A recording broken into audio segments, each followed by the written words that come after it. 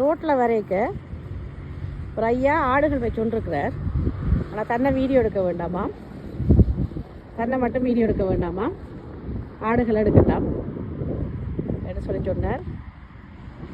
செம்மறி ஆடுகள் 2 ஆட்டுக்குட்டி, 2 ஆட்டுக்குட்டி நிற்கணும்.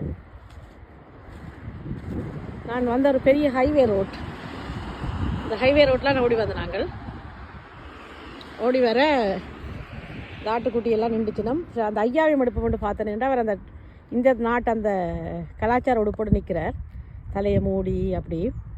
அப்போ அவரையும் தான் சேர்த்து எடுப்பு கொண்டு வந்தேன்னா அவர் சரியாக எடுக்க வேண்டாமா, அப்போ ஆடுகளை மட்டும் எடுக்கிறது.